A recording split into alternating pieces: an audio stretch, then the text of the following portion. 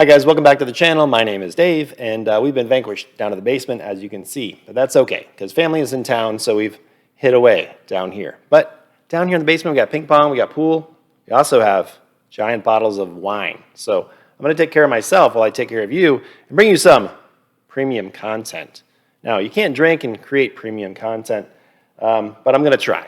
But you know what's funny is, what I want to talk about today is JEPI from JP Morgan. It's the JP Morgan Equity Premium Income ETF. Now, I don't know how they stuck that moniker in there of premium. We're going to have to prove this out, but it is the one that I've been buying. It's the income ETF that I've been buying recently. So if you want to learn about why I like this one, please stick around. Whoop.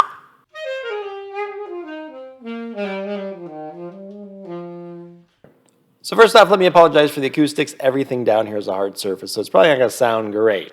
But when I start thinking about income ETFs, first I want to say, am I the right person to be buying this in the first place? Do you want the income? Because it's really tax inefficient, right? For you to receive a bunch of money, pay a bunch of tax, and then reinvest it. So if you're 20, 30, 40 years old, probably not the best product for you. I would probably look at growth more than I would look at income. But as you get older, or if you have a use case, is what I like to say, for these types of funds, for receiving this, paying tax, and then utilizing it, then maybe that's when you start looking at income ETFs. So for me, I'm starting to get a little bit older. I'm starting to look at some ways to generate some extra income. It's kind of fun, right? Putting into something like this that pays you every single month, like JEPI. So I've been adding to this position and growing it because, I kind of like that. I know it's not, there are some purists out there that are going to say, no, no, no. Whenever you need a little bit, you just sell a couple shares. But it is a nice little thing to have a little bit extra cash every single month coming into your portfolio. I would also add that compared to some of the other income ETFs that are popular out there, like QYLD, which I've done a video on before, I'll link above, XYLD, RYLD, that whole camp, I much prefer JEPI and the way they have this set up. And I'll explain all of that and why as we move forward in this video. So let's start this conversation by talking about financial advisors. Now, I've never had one. I know several. And it's not, to me, it's not a good or bad. It's really a fit for you and what works best for you. But if you had $500,000 and you gave it to a financial advisor, they would probably charge you about 1%. And as you went up, let's say you got to $1 million, $2 million, it would drop till it got down to about 60 basis points, then 50 or 0.5%. If you gave them 3, 4, 5 million, you might get it down to about 35 basis points, which is 0.35%. Or if you think about it in terms of, I gave you $10,000, annually, it would cost you about $35 in fees out of that $10,000. Now, that's the exact fee that JEPI charges you to have two people at JP Morgan with years and years of experience managing this fund. And typically, I'm not a big fan of managed funds or ETFs, but in this case, that's exactly what I want. So for that reason, it is really important to understand who is running this fund for us. And they've got two guys, 35 years of experience and 31 years. So hopefully they continue to stay in this industry for a while. They've been with JP Morgan for a long time. And the first guy here is Hamilton. Let's not comment on his name, but you can down in the comment section if you'd like. Poor guy. Anyway, when I look at this guy, it says he goes to the University of Penn or went there, but to me, he looks like a Cornell man. Doesn't he look exactly like the Nard dog or Stu the dentist, whichever one you want to go with? Now, he's our options guy, and he's been there for a long time. But I want to keep him happy. If there's consistency with these two guys, I think we're going to have consistent performance. And the next guy here is Raphael, which let's just short to Rafi, which reminds me of Rafi from the league. Rafi Bomb!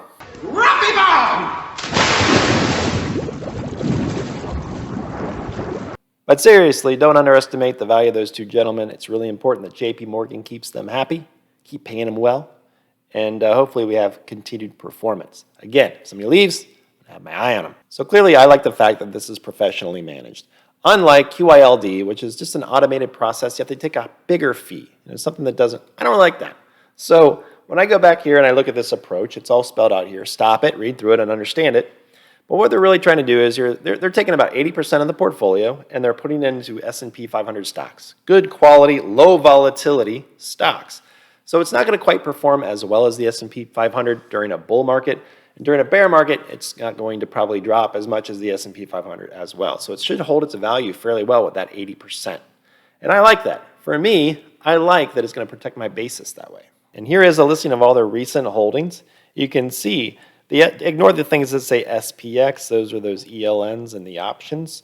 But what you're going to see is things like Coca-Cola, AbbVie, Bristol-Myers. And if you look back about 6 months ago, you're going to see a different composition. So they are buying and selling within this fund, and they are making these decisions, hopefully not emotionally, but they're making smart decisions. I'll show you that next.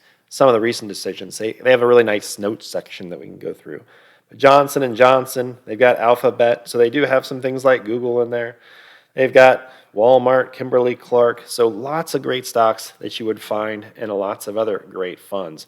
And this is kind of the anchor to this fund. This is the 80% that they have in there. And as you roll down, you're going to see things like Apple at the bottom. You're going to see things like Duke Energy. So I noticed they had about 1% in utilities back about 6 or 8 months ago. I think recently I saw it up to about 3%. So you can see that they are doing some buying and selling. So they are managing this fund actively. And if you go to JP Morgan's website and you look under JEPI, they have a nice little breakdown here under the commentary section, having some quarterly notes. You kind of get in the mind of these guys and see how this operates. They put some notes down here, easy read, about Meta Platforms, Jack Henry and Associates, Apple, and Trane Technologies. So if you had Meta Platforms, well, guess what? Some really bright minds did as well. I did as well. We make mistakes sometimes.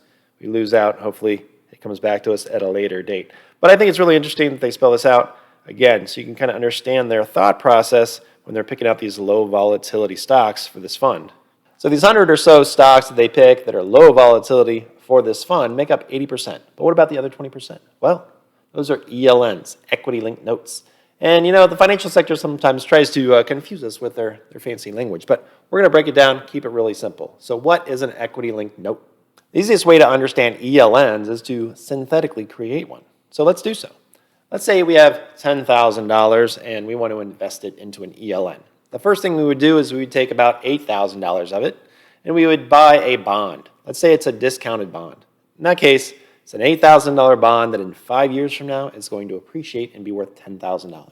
So we know, because bonds don't fail very often, sometimes they do, but usually they're pretty safe investments, that we're going to get back our initial investment of $10,000. All that we really lost was the opportunity cost over the last 5 years. But what we also created was $2,000 of gambling money, and we're going to Vegas. So how do you want to gamble your $2,000? Well, typically it's with options. So you can go out and, like JEPI does, you can sell call options and collect premium. You could also do it by buying call options, and I think that makes a little bit more sense. So let's talk through it that way. So let's say you matched it up with that 5-year bond expiration where you get your $10,000 back. Take your $2,000 and you buy an S&P 500 index option at the money out 5 years from now. Now, if it just trades sideways, as we know, it's going to expire and be worthless. But we still got our $10,000 back. You can give that back to the investors. But what if it goes down? Well, again, we lose it. But it is a 5-year period, so maybe we're going to profit some. Maybe the S&P will go up a lot. And you know how when you buy an option, it can go up a lot as well. So this $2,000 could become worth $4,000 or $8,000 or $16,000 or $20,000. It just depends on how it performs. And that's the magic of the ELN. You start with your $10,000, you buy a bond, and then you gamble the rest. So you put it into something like this. So in the case of JEPI, they're not going that route. They're actually selling calls. But same idea. We're collecting premium, and that's what they're using to pay back the rest of this nice big fat distribution yield that they're paying out every single month. So one thing that I would like to see from JP Morgan is a little bit more clarity on how their ELNs work within JEPI. I haven't been able to find specifics of how they do their call options, but it's against the NDX, against the SPX, against these different their index options. So they're doing that, and they're having a lot of success with these two managers at the helm, so we're going to trust them a little bit as we get into this. Now, if we go over to Seeking Alpha, which I am now an affiliate for Seeking Alpha, I'm reviewing the product as we talk about it. But if you've been watching this channel, you've seen these screens a lot because I used Seeking Alpha already previously. It's just now I'm going to have an affiliate link. It'll be down below.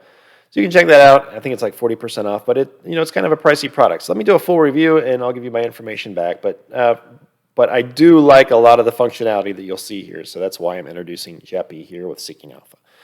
Anyway, so if you look at the 52-week range, you can tell that this low volatility is really working pretty well because it's at 52.5 all the way up to 63.67. So it hasn't moved a whole lot, right? Even though the S&P is down considerably. So you can see how it's handled there. There's the expense ratio, and then there's the yield, 9.34%. Pretty outstanding over the last 12 months.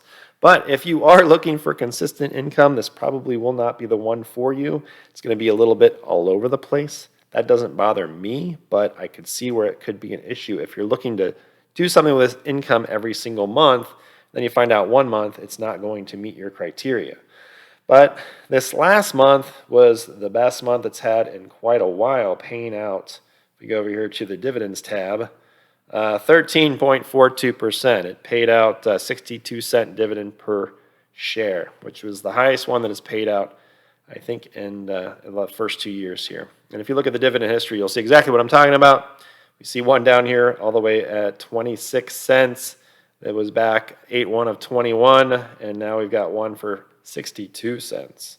So more than double. So it's not going to be consistent. It's going to be all over the place based on like just what we talked about, the performance of those ELNs. So something to consider if you're looking for consistent income, but it's definitely been performing very well. So because this is an income ETF, I'm assuming that you're doing this primarily in a taxable account. Of course, you could do this in a retirement account, and then you don't have to worry about taxes at the moment. But if you're doing this in a taxable account like I am, because I want to be able to use the money, it's the whole idea of an income ETF. Well, you've got qualified dividends. And like we said, about 2.5% of this distribution yield is probably dividend income like that. So that might equate to, let's say, 20%, 25% of the total distribution that's coming out. And on that, you're going to pay, and depending on your tax bracket, 20, 25%. But the rest is going to come out most likely as ordinary income. So that you're going to pay much higher. So I'm in Ohio, so I'm going to be paying about 40 plus 4, about 44 to 45%, the top tax bracket. So you are going to pay a lot in tax, so account for that. What I like to do is I run through this, and I always look at it after tax in these taxable accounts, because you might run across some really great dividend stocks. Like Kinder Morgan is one that I've always held. It pays out a nice chunky dividend. It might be, after you multiply that times 25% versus 45%, might come out pretty darn close to what JEPI might be paying out. But you get the diversification within JEPI. So it just depends on your situation, but definitely consider taxes when we're talking about these income ETFs. JEPI is definitely my income ETF of choice. This is the one I'm going to continue to buy. It's going to be growing. It's going to become a larger and larger part of my portfolio. It's not everything, but when it comes to income, this is the one that I like out of all the ones that I've looked at to this point. Now, hopefully, Stu and Rafi take care of me. They hook me up. Stay over there at JP Morgan. They continue those dividends coming my way, or those distributions. So now, if you have any questions on this at all, please ask down below. I really appreciate you watching. Please like and subscribe. Hopefully I'll get out of this basement. We'll get some better sound. See you next time. Take care. Whoop.